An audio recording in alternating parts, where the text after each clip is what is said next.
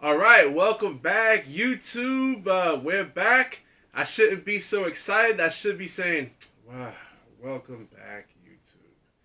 Yeah. But Berick is back over here. Welcome back, Berick. Thank you very much. Thank you very much. All Good right. to be back. We got a lot to talk about. Unfortunately, there's a lot of unfortunate things to discuss in regards to the NBA, but I think some of us already know some of the information. But we're here to kind of really get down to the core about what's going on and why and where we think it might transcend moving forward, especially into the free agency. But, I have to say before we get into our topics real quickly, I think when we doubt the NBA and the NBA's ability to get to the next level in regards to, viewership and popularity, there's no doubt right now, especially the NBA Finals right now after Game 5, the way it concluded, that's cream and prime, and obviously free agency is big.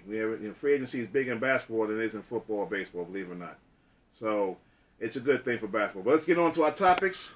And right now we got to discuss Game 5. Game 5, baby. Game 5. The one that got away. The one that got away from Toronto. Yeah, Toronto had an opportunity to seize the moment. But, I'll tell you something.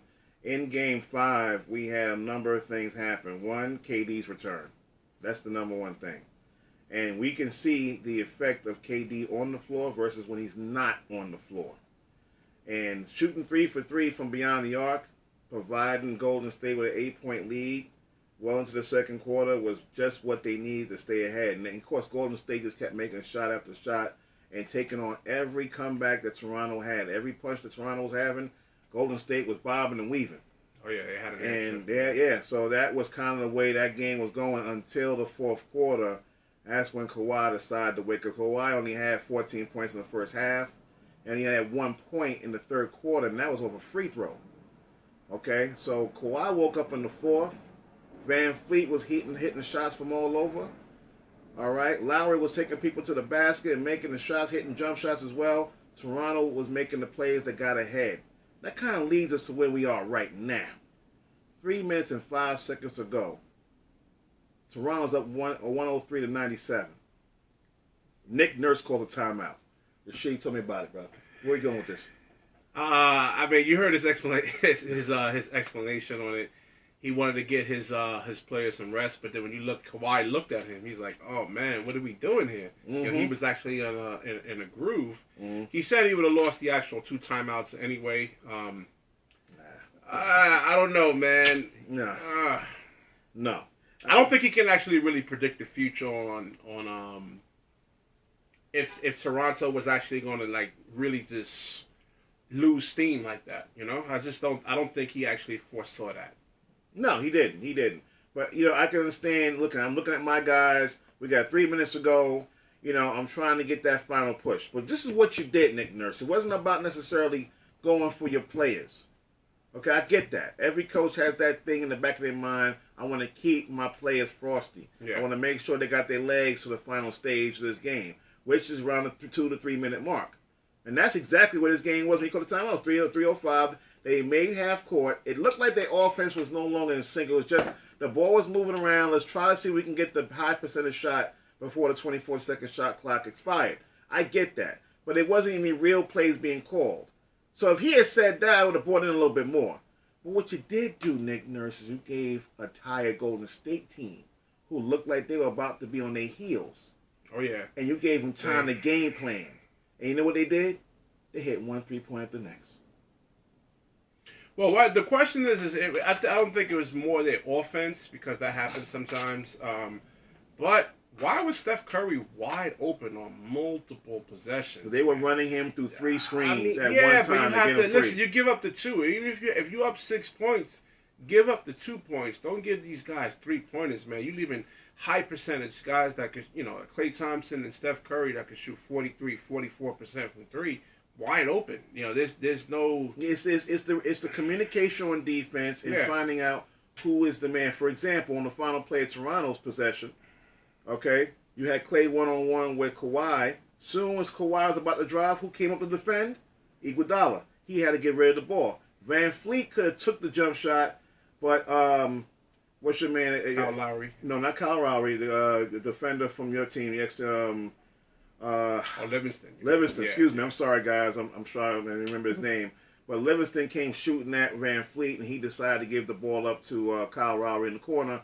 And, of course, Draymond played that possession very well. In that situation, I think Van Fleet was the better option to shoot. He had a little bit more of a better look at the basket than the other two did. But we're not going to hash on that. Why I'm bringing that point up is because Golden State had a plan in how they were going to defend the Toronto Raptors. Toronto did not have a plan how they were going to defend Golden State, knowing that the Splash Brothers were going to take these three-point shots.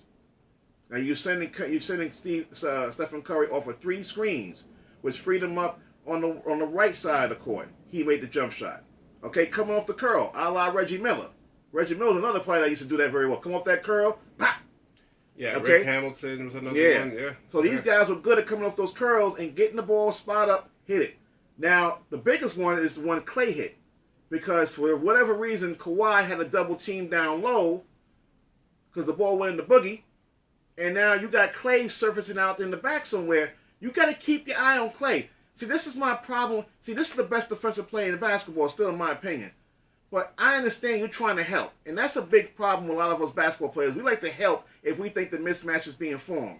But you can't lose sight of Clay, who's just surfacing around the three-point line. I get the help, but you also have to trust your defense too, basically. Right? Well, that's what I'm saying. You got to trust the other man to do his job. Yeah. That's why the New England Patriots win so much, because Bill Belichick preaches, just worry about your job. Yep. Let me worry about everyone else's. Kawhi was worrying about someone else's job, and that's part of him being the best defender in basketball. But in that situation, you got to worry about your man. That is Klay Thompson. You don't leave Klay out there by himself. He faked you. You leaped up into the stands. He moved over. He had a clean jump shot. That ball didn't even hit the rim. That ball was all net. All right. Can Golden State actually make a miraculous comeback in this series? They can. They can definitely get the momentum riding them now. They can definitely win Game 6. They have a three-game layoff, right? Tuesday, Wednesday, and they play Thursday. That's almost 3 days right there when you look at it. Because you're doing travel. You're traveling. You're traveling. Yeah. So you're going to have to give both teams an opportunity to go through their run-through, implement the game plan and such. But at this stage of the series, there ain't much of a game plan. Okay? Everybody knows everybody's tendencies at this point. Now it's about willpower. So your question is, can the Golden State will themselves to force a Game 7 in Toronto, which I think Toronto's going to win the Game 7. All right, so let's get into the KD injury here, man. This is going to go into the actual third topic in terms of free agency. KD's injury. Should he have played or shouldn't he have not played? This is my opinion, guys, so I'll make sure I'm very clear about this before I say something else. We had the majority owner of the Golden State Warriors come out and basically have crocodile tears. But I'm sure he was very sensitive about, I'm the one to be blamed about allowing KD to go on the floor. But let's get something straight, guys. Yeah, what do you actually make of the tears, though? It was not needed. I understand you're hurt by it, but you're more hurt about the fact that now you definitely know moving forward, you're going to have to worry about what to do with KD. But we'll touch that later. Here's the thing. Underneath the rug, behind closed doors, there's pressure. There's pressure from the player, and there's pressure from the family. KD's mom, for example, because she went out there and made it clear that her son is a warrior. Her son's a fighter. He's a teammate. He's a leader. And he loves playing the game of basketball. We get all that. But when you got the player, the family, and a few other individuals going to owners and saying, listen, I can play. Okay, let's go with the doctors. Doctor says, well, listen, you know what? The calf is ready to go. It's not restricting him. And let's get something straight. Pre-warm-ups, this man was dunking balls. In the hallway, he was doing dance routines. The leg was ready. So to this man's question, if that's happening, then he should be out there balling. Well, listen, Jalen Rose reported Friday that I think it was actually Friday or Monday. It was one of these days. I forgot. But the workout didn't actually look too good. The 3-on-3 didn't look good. Yeah, it didn't look good. The 3-on-3 didn't look good. They had multiple reports basically saying that where he was actually icing it was towards the Achilles area, not towards the calf area. Yeah, but we got to understand something here too. Again, in most sports, as a player, you got to save the player for themselves. If the player knows, you stole my thunder. That's exactly what I was going to say. Yeah, you know what I'm saying. You got to say. I don't think. My apologies, but that's the way I'm saying. He was ready to play. I don't think he wasn't 100% ready. He knew that. Yeah. He will never admit it. Yeah, but he wasn't 100% to play. But yeah. you have to say, this guy wants to go out there and say, look, you're not going to challenge me. Kevin Durant's sensitive. He listens to this stuff. You're not going to tell me I'm not going to be good enough. I can't do this. I can't do that. I'm going to go and show you I can. Even at 75, 80%, I'm going to show you I can. So you actually put a lot of this on KD too? Well, actually, he knows his body better than anybody. He has to get cleared by the man up top. The guy up top's asking the medical team, can this man play? Yeah, well, he looks good enough to play. Okay, then we're going to clear him. That was the final answer. So now KD's on the floor playing. Don't regret it now, because you gave this man the clearance to go ball. But KD in himself got to be honest with you, too. He got to say, listen, I don't know if I'm ready. Yeah, look in the situation with Kawhi Leonard in San Antonio. Boom. And they try to force him back in there. And Kawhi played it right. Yeah. Everybody was killing Kawhi. Yeah. And he played it right. Whoa, he's no team player. Look at him. He looks like he's ready to play. He's just sitting there. No, Kawhi played it right. And guess what? He's in Toronto balling. Now, he's playing injured based on what's happening in the series and the series beforehand. Yeah, that's right now. But now he's balling wild because he's on the verge of a chip. Yeah, and he had the 22 games off, the load management. Yeah. You actually think, we know it's a copycat league. Do you actually think a lot of the teams will actually go this route? Resting their star players. Like, Kevin Durant played 78 games. Yeah, but you got to understand, it's not just the team giving them an opportunity. It's the player. Okay, Kawhi chose to sit down. He was cleared by San Antonio doctors. He would say, listen, I'm going to chill. I'm going to make sure that I don't jeopardize my health. At the same time, his uncle was behind him, supporting his decision and urging him not to play. Where was KD's? I don't know. But we know Mama Durant was over there putting her words in there saying, listen, my son needs to play. So now KD goes out there, and if anybody's seen the actual clip, when he tore it, the whole bottom leg moved. The whole leg popped. You know why? Because the calf is connected to the Achilles. Let me say it again. The calf is connected to the Achilles. The whole leg popped. And if that happens, that tells you what? It wasn't fully ready. Yeah. Yeah, I think Kevin Durant tried to, do too much in a sense, like trying to explode off of that leg when, it takes... As somebody that actually played with a sore Achilles and is still sore to this day, you can't explode off that foot like that. And it's in your back of your mind, too. I don't want to pop no more. Yeah. I suffered 2 major knee injuries. And that's why I stopped, because you know what? Now that it can research, it can gather itself, you can repair it, but it's still going to be in the back of your head, and it's more likely to pop again because it's already popped once. I broke my ankle. Guess what? Now the bones crack every once in a while. Why? Because it broke already. Okay? So it's going to be the same thing with the same concept with KD. Okay, KD knows now that thing popped. Didn't it happen to Boogie? Boogie's playing, but Boogie don't look like Boogie no more. Didn't it happen to, let's not forget, didn't it happen to Bryant? Didn't it happen to Kobe? It happened to Kobe, yes. Yeah, it happened to Kobe. Did Kobe look the same when he came back? Shaquille O'Neal happened Did they look the same when he came back? No. So am I going to say right now that's going to happen to KD? We don't know. KD has a multitude of abilities to score the basketball. That's his advantage because of his height advantage as well, being a 7-foot ball player who can put the ball on the floor, who can spot up and shoot from anywhere around the floor, who has a mid-range backup game, who can do turnarounds and basically scoop shots and basically take anybody off the dribble. But I wouldn't worry about him going off the dribble no more because of what happened to his leg. But he has a multitude of abilities to score the basketball. Now the strategy from Steve Kerr in that game, I think they should have just put KD at the 5, just use it as a spot-up shooter. He was spotting up. One of his 3-pointers was spotting up. Yeah, but I mean, don't put the ball on the floor. Don't try to explode off the leg. He tried to explode off of that foot, man. Yeah, he probably didn't have to, but I don't think Steve Kerr put a clamp on that. Kevin Durant's a scorer. No, I agree. And scorers are going to find ways to score. Yeah, I agree. Now this leads us into KD's free agency. Injury, now KD's free agency now. So, what do you actually think, man? Do the Knicks, the Nets, the Clippers, Golden State was all in play here. So, if you're They're still general on the play, by the manager, way. I mean, they're still in play. Do you actually sign him to like a max contract?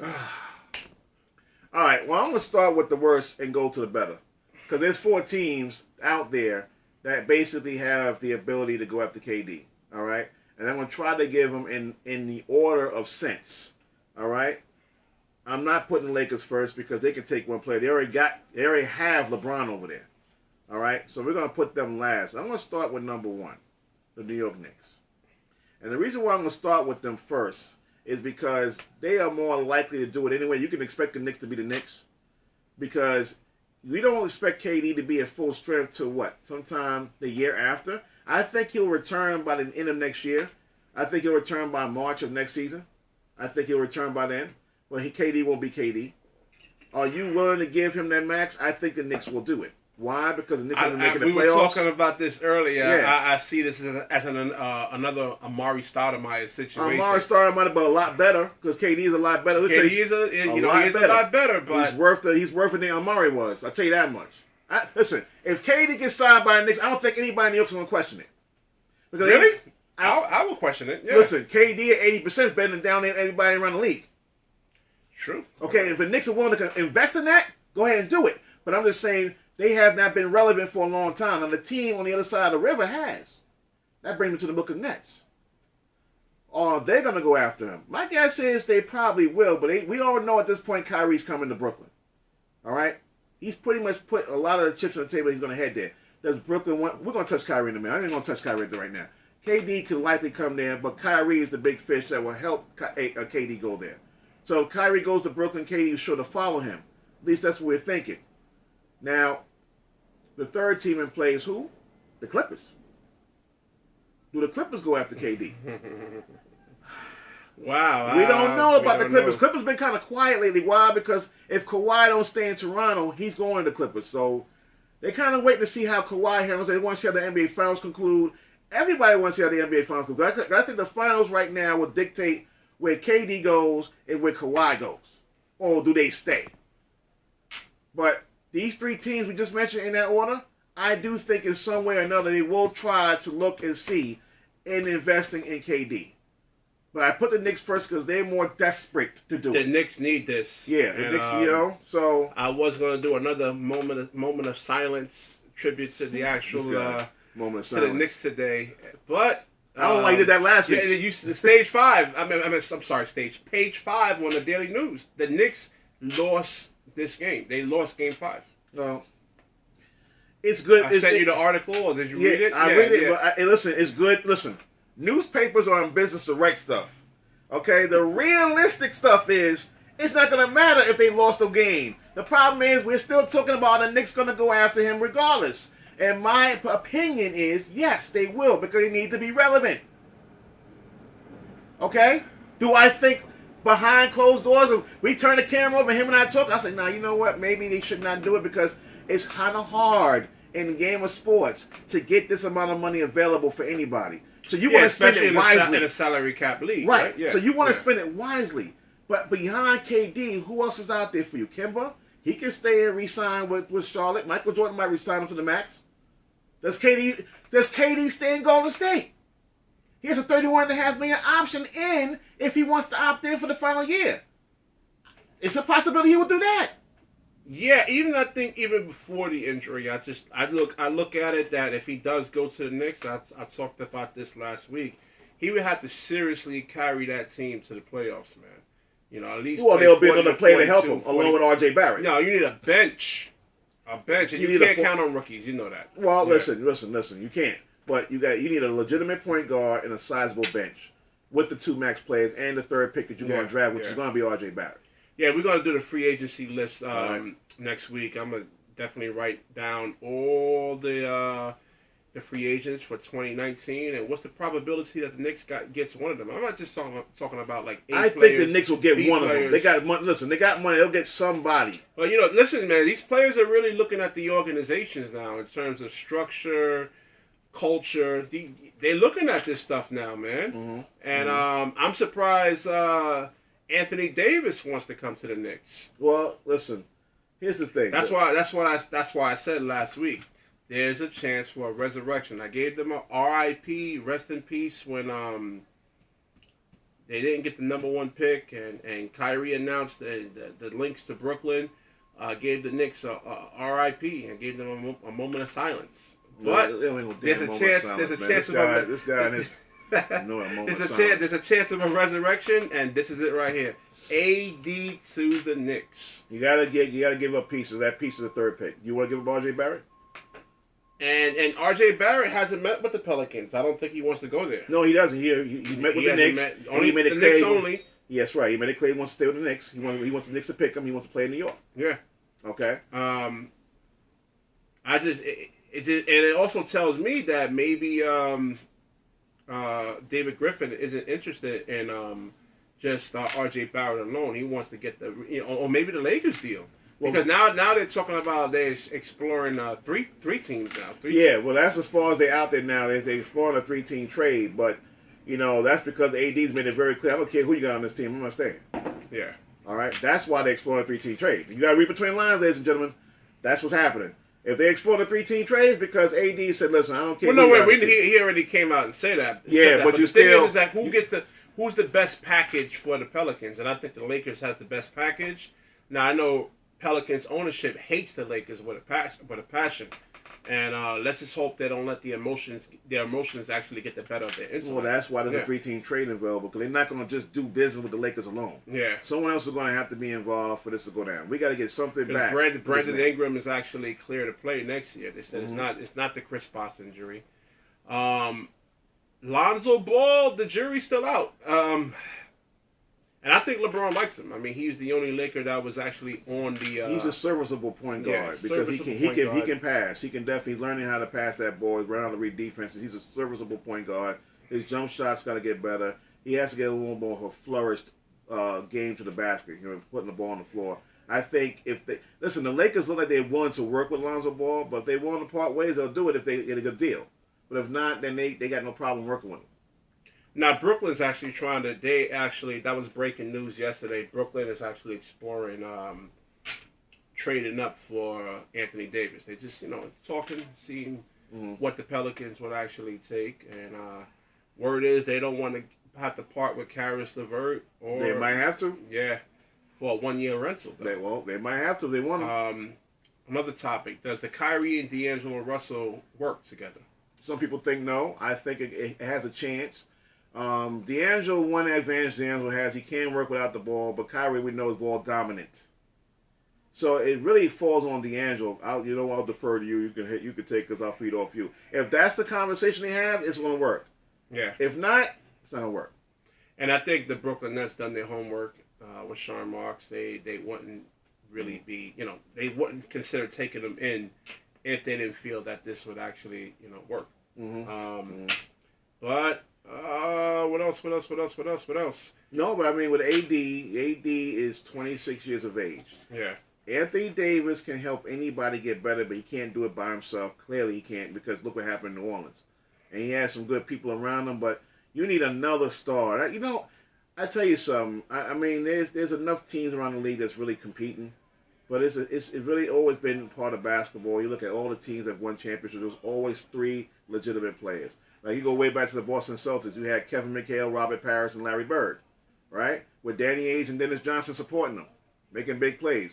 The Lakers had who? They had Magic Worthy. They had Kareem. With Byron Scott servicing. All right? The list goes on and on, guys. Detroit Pistons had who? It goes on. Yeah, this is another thing I wanted to kind of touch. It's always been 3 players. I wanted to touch base on in a sense. Do any, like, when we look at Paul George, they traded for him, and he wound up re-upping. And it looks like Kawhi, because I talked about this last week. He gave up $30 million to come to Toronto, and he might lose another $50 million if he actually goes to another team. Does he give up $70 million? Kawhi has been the player that done what he wanted to do, what it was best for Kawhi. But yeah, $70 million, man, $70 million. I don't think you pass up $70 million, but I think when. So do you actually see teams just doing making a trade like Boston, and putting the pressure on Anthony Davis? Hey, You know, are you willing to walk away and lose 50, 60, maybe $70 It million? depends. It depends on where he's going. Everything depends on where he's going, what's on the table. You know that. So, in Kawhi's defense, Kawhi has made good decisions with his body. Okay, he hasn't really, excuse me, he hasn't thought about much of the concept of going to another team and what it will affect his pockets just yet, because he's putting all his chips on the table. I'll win the chip. Excuse me, in Toronto, I got a lot to play for now. Because now Toronto can give me the max. Or I can go to the Clippers and get the max. If he wins the title, that is a great... In fact, Kawhi might be in the best position anybody can be in. If he wins this chip. So I'm glad you brought up Kawhi, because Kawhi right now is the most intriguing with what no one's talking about as much as they're talking about KD and AD. But Kawhi, listen, he's made it clear the Clippers are staying here. But he'll be in a great position either way. That money will be there, and I don't think he would turn down $70 million. But he lost 30. He lost 30, and if he does leave in free agency, he loses $50 million. Well, I gotta look into that. So that's a lot of money. And listen, Kawhi plays hard, man. He plays hard. He's old-fashioned ball player. Look, he took 22 games off this year, and he's already broken down already. So does he want to go to the Clippers, which is a worse team than the and in the West? Well, the Clippers got a lot of players that work hard too. Lou Williams, they do. You know what I'm saying? And you got a great coach in Doc Rivers over there. So listen, I don't think it's a bad decision to go to the Clippers, but there has to be another player over there that can help you out. Lou Williams ain't gonna be able to do it. He's a 6-man guy. So you know they have to get another player over there with the Clippers, and I'm quite certain they're going to inform Kawhi about their decisions and moving forward. But I guess my gut feeling, if they win the title in Toronto, I think he's staying in Toronto personally, and I think Toronto will max him out regardless. Or maybe he does sign the Supermax contract and then ask for a trade next year to get the money. Well, listen, that's why your contract has to be structured a certain way so the player can't have that option to do that. Yeah. See, KD went to Golden State. He got a 2-year solid deal with a 3rd-year option, right? So that 2-year deal's up. Now the 3rd-year option still sitting on the table. So, KD did that because I think in some sense in where KD's not sure I'm going to stay in Golden State for the rest of my career. So just give me this 2-3-year deal, and we'll play it by ear when the time comes to the end. Well, we're getting close to the end now. What we didn't see was going to be a catastrophic injury. But this is why I see a lot of ball players in basketball not sign that max deal yet. But I'm not sure I want to be here long term. So I don't know what Kawhi's thing is going to be. I don't know what AD's thing is going to be. We don't even know what KD's thing is going to be in regards to years. We weren't about money. I'm a little concerned about years. Because if you KD, you telling me I'm coming to New York, I want to spend the rest of my career here. Then I'm looking at 5-6 years, but I'm figuring that's pretty much how long you're going to play. We know you're going to be here for a long term. I don't see that many people saying that right now. I don't. I say you give me a 2-year, 3-year deal. That's what I'm seeing right now. Yeah. So that means you're not fully committing. You're just going to be here as long as the team has a chance to get that chip. And then when we get that chip, then what's going to happen? Yeah, absolutely. He needs to go to the best situation for him. Yeah. Golden State, if they do lose this, which is the high probability. High probability, yeah. What do you actually think they need to do? Because what I was talking about last week was that, Michael Jordan's Bulls, every year they kept adding pieces. And that's what that wasn't fair. Ron Harper, who scored 22 points a game for the Clippers, now is your starting point guard next to Michael Jordan. Well, that's why. Well, see, that's why I keep bringing the Patriots. That's why the Patriots keep winning, because they keep plugging. Yeah. And that's what Golden State's going to do. But Golden State has not. Golden State has not done that. Their bench is weakened and weakened. They don't really even have a good backup point guard, a serviceable backup point guard for Steph. Well, some of these guys, Looney and Looney's a big, and McKinney and these guys, they've come in and they've made some plays here and there to help things along. They've been serviceable. But I hear what you're saying. You probably can't go long term with these guys. But I do think there's players out there that can help strengthen the bench. And there may be someone else they can add. I think. And you got to also, wait a minute. We forgot one player on the Golden State, Draymond Green. You got to pay him. You got to pay Draymond next year. You got to get Clay's money this year. Is Draymond replaceable in a sense, though? His work ethic is not matchable by most players in this league. and what he does in that system. His skill set. His work ethic. I'm talking about his hustling he's doing. No, I get that. I mean, you can get a lot of players that hustles and play hard. His intelligence. I'm just talking about his skill set. Can his skill set be, duplicated by someone else? He's not a great shooter. His shooting fell off. I can't match a player right now. That's why I'm going the route of what he does with the Golden State Warriors. He fits well with Golden State. And I think Golden State knows that, and I think Golden State's going to figure out a way to pay him. But if you put him on another team, you ask, listen, you're going to get hardcore work. You're going to get that Charles Oakley defensive mentality, all right? But he's shown some leadership. Yeah. Yeah. And he's got good basketball intelligence. He knows where to pass that ball. And he actually pushes the ball up the court, too. He's a good point forward. He can push the ball up the floor, too. And there's certain things he brings to the table. But he does it well within a system that has two legitimate shooters. So I'm guessing that's what Golden State. They're not letting Iguodala go. Iguodala, he can be on his last leg. He gonna keep him. Oh yeah, absolutely, yeah. So they know where their pieces are. I think Golden State plugs. I don't think they're gonna go out there and make a major splash. They gotta sign Clay. It won't be the Supermax. Even when but they gotta sign Clay.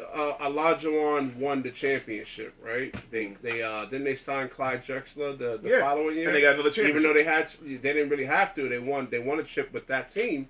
They still went out and signed Clyde Drexler anyway. They beat the Knicks. Hold on, they beat the Knicks in 6 games. A very hard 6 games. Yeah. I'm sorry, a very hard 7 games. They were down 3-2 going to Houston for games 6 and 7. They won those 2 games in Houston to beat the Knicks in 7. All right, they might have felt like, you know what, we just got this chip with the team we got. If we decide to go out there and get another player, that gives us a little bit more wiggle room to go back. That's why you signed Clyde. Now I see where you're going with that. So who is that player out there that can give them that little extra edge because KD won't be there? Who's that player? Yeah, there's Kemba Walker out there. He's not coming there. He ain't coming there. That guy's on max level now. He ain't coming there. You gotta pay KD. You gotta pay you gotta get Clay, and then you gotta pay Draymond. So I mean, you're gonna have to get guys that'll plug in. Tobias Harris might plug in. But he's gonna want some money. Nah, he wants a max contract. Yeah, okay. I'm just saying. I don't think he's worth a max. He's not worth. That's why I'm mentioning his name.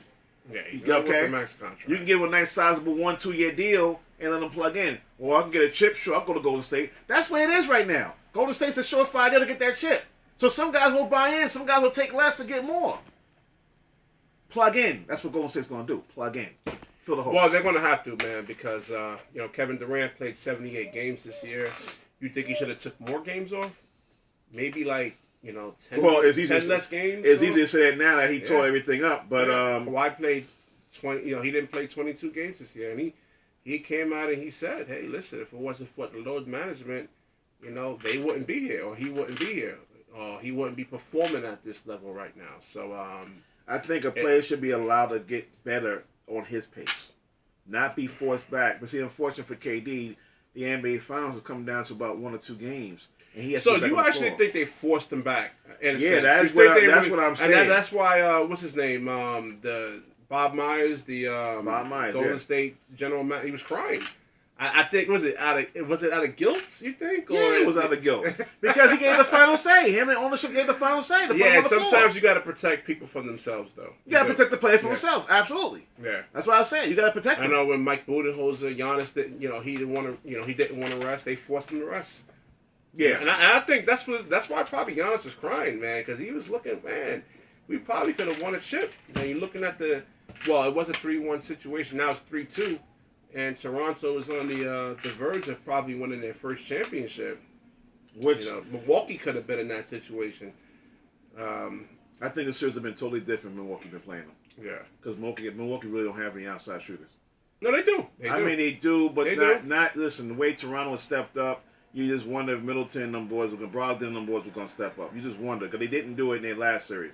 So it's just one series is not. It's unfair for me to say that, but the way Milwaukee finished up. If I was to take that team, and they lost in 7 games on the last second shot by Kawhi, it's not like they got done in. But Milwaukee provided differences. But the thing with Giannis is Giannis only had 1 major play. Golden State would have had that locked down. And then where else you going to go? Yeah. That's why I'm saying maybe Toronto was the better fit in this situation, and it seems to be that way. But Milwaukee will get better guys next year. They will. And I'm quite certain they may be out there looking for another shooter too. I wouldn't be surprised they would. Well, like I was talking about on the show last week, you need a shooter that can actually not just shoot, be able to put the ball on the floor. You know, if that shooter, if it's Mirotic or Brook Lopez or something, you know, being able to actually make the extra pass over, not just look to score. You know, so we'll see next year. Yeah, but like I said, in order for Milwaukee to actually really truly win a chip, Giannis has to become a knockdown 3-point shooter, not just an okay average 33-point, 33%. You saying 3-pointers? 3-point shooter. You're saying 3-pointer. I just think he needs to just work on the mid-range game right now. This perfected mid-range game. See, one thing I learned to shoot was start from the middle and work your way back. You gotta get the thing. Well, I was defending the mid-range game last week. Okay, but that's what I'm saying. But he has to get that locked down. Yeah, I agree. Before you can extend yourself further. So yeah, I actually do agree. But but look, I think he's one of the great players in the bank, and the NBA will be in good hands with him there moving forward. Don't get it twisted. Milwaukee is on the verge of getting titles moving forward. I guarantee you that. But as far as the last touch on AD, and I want to touch on AD just a little bit more because I know AD has the ability to really help teams get better as well. But he's going to be a package deal. If the Knicks take him, the Nets take him, anybody take him, it's going to be a package deal. It's not going to be, he's going to come straight here. I wish it was that easy. But it's only just Kyrie and KD who can just simply leave their teams, and you can give them a max offer. Yeah. So that's why KD and Kyrie were the big fishes right now, because they can just come to you straight up. Kemba and AD, they got to come with some extra packaging right now. That's the unfortunate part. Maybe Kemba has a little bit more flexibility. I got to look into that a little bit more. But I know AD comes with a package deal. All right. So now David Ortiz getting shot in the DR. We're going to say our prayers to him and hopefully a speedy and to him and his family. Healthy recovery. But he was in a nightclub. Basically, what happened there? He was in a nightclub. He was with his father and a few other friends, and this man came up behind him and shot him at point blank range. And the bullet went through him, and they obviously damaged a number of organs and. His liver. His liver as well. Yes, I forgot to even mention that. And the bottom line is that the doctors in the Dominican Republic did a great job of going through. So he was in surgery for about 5.5 hours. But what I want to stick out a little bit more. So big ups to the doctors in the Dominican Republic. But I want to give even more of a shout out to the Boston Red Sox. And I'm a Yankee fan. And I don't like giving the Red Sox any play. Okay, I don't, and I just won't ever, except for this one thing. I got mad respect for them, man. The owner sent a plane to the Dominican Republic, picked up David Ortiz, and brought him back to Boston, and brought him to the best care in Boston, where he is currently at the moment. And they're going to nurse him back to health. Boston takes care of their own. They've proven that. And I'm saying big ups to the Boston Red Sox and ownership for that. I cannot express how much respect I have for you on that aspect. David Ortiz is going to be in great hands. So I would say congratulations to Boston Red Sox. Some teams will sit back and say, well, we love this player. He was great for us. We hope for a speedy recovery. No, Boston didn't just do that. Yeah, it was a class act. They act upon it, okay? So I give them a lot of credit on that. But we just hope for David Ortiz to get a speedy recovery, get back on his feet, and live his life. I don't know. You see, listen, that's the thing. For a person to come up to a person and shoot him in the back, I'm not saying every time it happens, it has to be a reason for it. It could have been just a random act. This guy might just don't like him for whatever reason. Maybe he was a fan and David didn't want to sign his autograph. Yeah, it could have been on drugs. It could have been something stupid why this man did what he did. So I'm not going to say it was a reason behind it. But that man didn't make it out of that club alive. Well, at least he didn't make it out on one foot. They caught him. The Patriots ran him down. They beat the living inch out of that man. And he deserved it. He deserved more than what he got. All right? But I have to say, hey, David Ortiz is breathing. He's on his way to recovery. The surgery went well. So that's the one thing we got to say. Thank God for that. Yeah, and if it's the liver normally can regenerate itself. So I think he should be fine. Hopefully, let's just pray for him. Yeah, no doubt about it. He'll be okay. But once again, like I say, big ups to the Boston Red Sox organization for what they did for David Ortiz. So, that's what we got. So. I think at the end of the day, how do you feel? I feel great. I did miss one topic I actually want to get to. And you're looking at all the injuries in the NBA. Mm-hmm. Should they actually shorten the games next year, just like to maybe 65 games, 60 to 65 games. Man, this is a copycat. Because you look at the travel. I read something where the more you fly, the more prone that you actually are to getting cancer.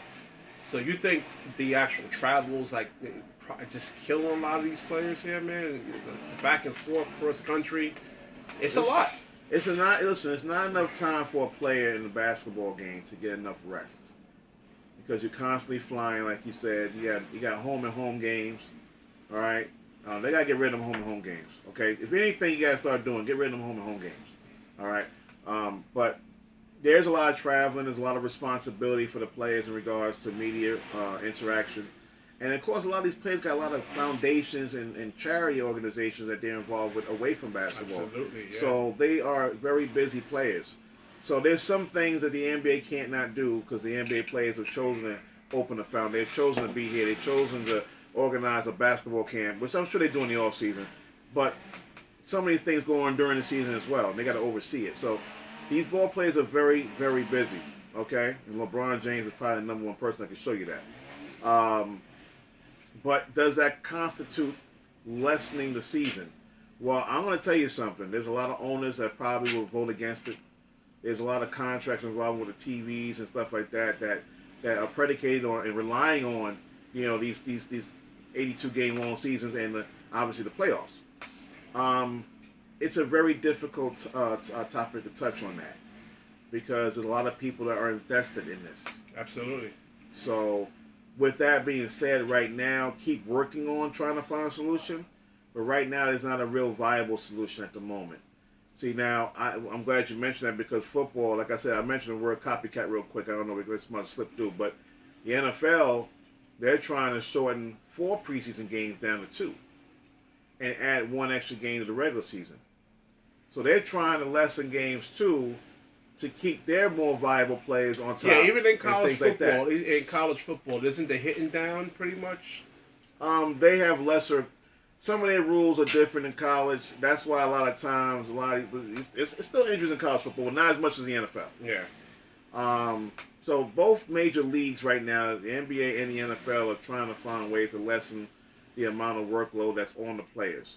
I get that. Yeah, especially listening to the NBA, you can't hand check, man. And if you ever go against, I have one of my boys. He's an actor, Eric D. Hill. One of the most explosive players that I ever have to guard, and he's actually going to come on the show in about 3 weeks. Trying to move laterally against this guy without being able to hand check him, man, puts so much wear and tear on your lower extremities there. They're probably going to have to bring the hand checking back. I know they want to see increased scoring, but it's a lot of wear to your lower extremities there. We'll see now. You talk about that. That's where the union has to come in. The NBA Players Association, they're going to have to come in and combat that because if we hand check, the scoring's going to go down. Yeah. If you don't, but it puts less stress on your lower extremities. That's why I mentioned this business is involved. There's this. Look at Kevin Durant. He's actually built in a sense for the way today's NBA bigs are going to actually look like. Jared Allen, Clint Capella, KD. They're actual body types, and they're getting hurt. Yeah, but back in the day, when hand checking was there, you hit the weights. There's a lot of big things. Remember Karl Malone? Karl Malone was a beast. Yeah, he was. Okay? He was. But you could hand check that man when you want, or you could let him go when you want. It was guys that were built to go over you regardless.